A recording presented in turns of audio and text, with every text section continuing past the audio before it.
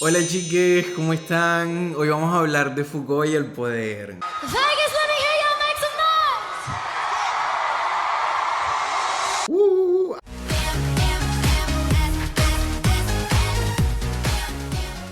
Miguel Foucault fue una peladita francesa, rockstar de las humanidades, sex symbol disidente, marica histórica, referente intelectual. Talented, brilliant, incredible, amazing, show-stopping, spectacular, never the same, totally unique, completely not ever been done before, unafraid to reference or not reference, put it in a blender, shit on it, vomit on it, eat it, give birth to it. La Foucault es famosa por muchas cosas. Una de ellas es su conceptualización novedosa del poder y su relación con el discurso. Hay dos cosas que llevan a la marica a investigar el poder. La primera es el proyecto más general de comprender los procesos de subjetivación, esto es, cómo las personas devienen sujetes. La segunda son los cambios que empiezan a haber en el panorama político con la llamada irrupción de la diferencia, los movimientos feministas, antirracistas, decoloniales, ecologistas, etc. ¡Mata bebé! ¡Acá la tienen! ¡A la mata bebé! ¡Romina del Plan! La aparición de estos movimientos emergentes exige nuevas formas de comprender y conceptualizar el poder y sus resistencias. De lo que Foucault se va a dar cuenta es que ninguna de los paradigmas que habían en términos de teoría política, o sea, el liberalismo y el marxismo, servía para entender estas nuevas apuestas y movimientos políticos. Lo que nos va a decir Miguela es que en los siglos XVII, XVIII, Pontú, aparece una nueva forma de poder que no puede comprenderse en los términos tradicionales del liberalismo y de las teorías contractuales y soberanas. Foucault llamará a este nuevo poder el poder disciplinario, #discipliname papi. Este poder se ejerce a través de una vigilancia muy incisiva y constante, contraria a lo que las teorías liberales tendían a describir. Aunque aparece esta nueva forma del poder, la teoría de la soberanía seguirá operando a través de los códigos y las leyes como forma de ocultar el mecanismo oculto de dominación de la disciplina. La soberanía y la disciplina juntas describirían el funcionamiento de lo que Foucault va a llamar la sociedad de normalización. Pero para ver cómo opera toda esta cosa nueva y rara, necesitamos una nueva teoría del poder. Ahí es donde aparece nuestra Mesías Calva, sugiriéndonos una aproximación microfísica al poder. Lo que nos va a decir es que nuestro análisis no puede centrarse en la soberanía, sino en los mecanismos de dominación. Esto es, los operadores marginales, las formas de sometimiento, las conexiones y usos de esos sistemas de sometimiento y también incluso el dispositivo de saber. Tenemos entonces por un lado la soberanía. La soberanía más o menos se mueve en este paradigma liberal donde todos somos individuos racionales, libres, que deciden unirse y todo súper lindo, kumbaya, etc. Como somos hombres blanquitos, modernos y muy racionales, nos vamos a unir en torno a la ley y a eso que llaman el contrato social. La dominación, por otra parte, tendría que ver un poco más con cómo el poder opera de una forma más oculta, digamos, más allá del Estado y sus instituciones, cómo se encarna y cómo se materializa en nuestra propia subjetividad. La analítica del poder Foucaultiana parte de algunos presupuestos. Primero, entender el poder observándolo desde sus márgenes. Segundo, analizar el poder en el punto en el que las intenciones se materializan en prácticas históricas y concretas. Acá vale la pena decir que Foucault parte de que el poder activa relaciones entre los sujetos. Estas relaciones no son solo coercitivas. De hecho, hay relación de poder cuando es posible establecer una resistencia. Las relaciones se construyen históricamente, varían, cambian, se ven afectadas por el paso del tiempo y varían en diversidad de contextos. El poder es un asunto dinámico y cambiante. No es una suerte de entidad histórica que se encuentra regulando a la banda de la misma forma todo el tiempo. El poder es un resultado de las acciones de los sujetos y de los colectivos sociales en momentos históricos determinados. Tercero, considerar el poder como algo que permea todos los estadios del cuerpo social. El poder no es algo que se divide entre quienes lo tienen y quienes no. El poder es algo que circula en toda la sociedad. En ese sentido, no se tiene, sino que se ejerce. Por eso es que Foucault lo que va a buscar es no preguntarse cómo se construye el soberano allá en lo alto, sino cómo es que se van construyendo los súbditos. Cuarto, el poder circula y forma redes a través de nuestros cuerpos. En ese sentido, es mejor hacer un análisis del poder de abajo hacia arriba que de arriba hacia abajo.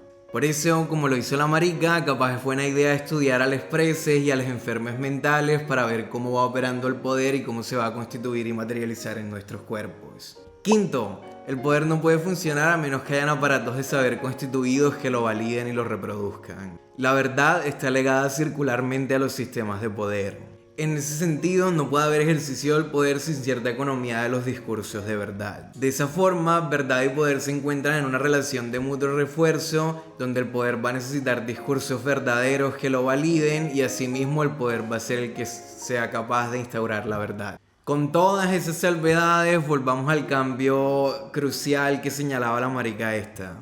Durante el siglo XVII, el poder avanza del mero poder soberano. Después de esto se va a constituir en un biopoder, un poder que entra al dominio de la vida. Este cambio coincide además con dos de las cosas más serenas, pacíficas y hermosas de nuestra historia. Primero, el asentamiento de las formas contemporáneas del Estado y segundo, el surgimiento y el auge del capitalismo. Antes, el poder del rey emanaba de su derecho a la muerte, o sea, su capacidad de decidir la continuación o el fin de la vida de los súbditos. Es un poder deductivo, lo que el rey puede es quitarle cosas a sus súbditos. Puede quitarles el dinero, puede quitarles la propiedad, puede quitarles la comida, puede quitarles los hijos, las esposas, etc. Bueno, tranqui, todo muy bello y sereno. No obstante, lo que nos va a decir Foucault es que el poder ahora no consiste solo en una deducción. El interés principal de esta nueva forma de poder es la vida, su mejoramiento, su optimización, su preservación. Este poder sobre la vida, este biopoder, tiene dos estrategias fundamentales. La primera se centra en el cuerpo y se llama anatomopolítica. Se interesa en su educación, su optimización, su rendimiento, su disciplina. La segunda, que se consolidará un poco más tarde, a mediados del siglo XVIII, se centrará en la especie y en la población, la biopolítica. Se va a interesar por la proliferación, los nacimientos, las enfermedades, la salud pública, etc. El poder, entonces, va a dejar de ser solo un mecanismo de muerte, se va a interesar por la intromisión en todos los aspectos posibles de la vida. Ya no nos interesa tanto prohibir y condenar, nos interesa comprender, regular y normalizar. Transicionamos de un poder negativo, centrado en la muerte y en la prohibición, a un poder positivo, que produce subjetividades y discursividad. La cuestión deja de ser qué es lo que los individuos no pueden hacer y pasa a centrarse más en lo que los individuos deben hacer. Pasamos entonces de la ley a la norma. Para ver un poco más a profundidad cómo funciona este biopoder, les proponemos hablar de sexo.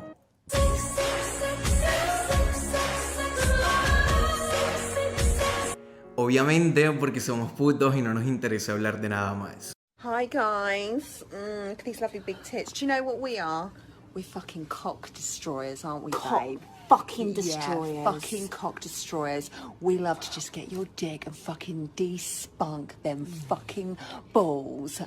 En el primer volumen de su historia de la sexualidad, llamado La voluntad de saber, Miguel A. va a tratar de hablar un poco de esto que llama la hipótesis represiva. Según esta hipótesis, el sexo es algo que lleva siglos siendo ocultado y negado. Lo que tendríamos que hacer, según esta línea, es dejar de ocultarlo y vivirlo libremente. Como los hippies, ¿vieron? Haz el amor y no la guerra y estas cosas. Desde el siglo XIX, el sexo va a inmiscuirse y a pensarse desde el terreno de saber y por tanto se va a volver un problema fundamentalmente de verdad. Parte de la necesidad de estudiarlo es que el sexo se va a concebir y a pensar como algo que es peligroso. Va a ser peligroso en tanto los placeres perversos pueden afectarnos no solo a cada uno, sino a la sociedad entera. Y porque después tienes una manga de putos y de tortas que no van a reproducirse, ¿no? Para que esto no pasara, el sexo debe ser estudiado y conocido. A su vez, este conocimiento va a tener que alinearse al lugar de la moralidad común y extendida. Este nuevo discurso científico sobre el sexo entonces va a incorporar un montón de torsiones y contradicciones internas. De esta forma va a soportar una moralidad que despreciaba cualquier tipo de práctica sexual subversiva. Este nuevo régimen de las scientia sexualis, la ciencia de lo sexual, va a producir lo que Foucault llama el dispositivo de la sexualidad. En este, la sexualidad se volverá un dominio susceptible de patologización, terapia, normalización, ¿Recuerdan que hablamos antes de anatomopolítica y biopolítica? Pues bien, ambos brazos de este poder van a tener una dimensión particular en el sexo. El dispositivo de la sexualidad tiene 4 líneas de interés que van a volver el sexo objeto tanto de un disciplinamiento del cuerpo como de una regulación de la población. Así, en términos de anatomopolítica, encontramos una preocupación por la sexualidad infantil y por la histeria femenina. Estos 2 ejemplos buscan disciplinar al cuerpo, controlando el comportamiento de niñas y de mujeres. Por el lado de la biopolítica, tenemos preocupaciones en torno al control de la natalidad y la psiquiatrización de la perversión. Estos son ejemplos de una búsqueda por regular, por normalizar a la población y asegurar su óptimo crecimiento. La transición del derecho de muerte al poder sobre la vida en el plano del sexo implica pasar de una simbólica de la sangre a una analítica de la sexualidad. Anteriormente, en el poder soberano, la sangre era lo que representaba el poder. Líneas de sangre, pureza de la sangre, derrame de sangre en las guerras.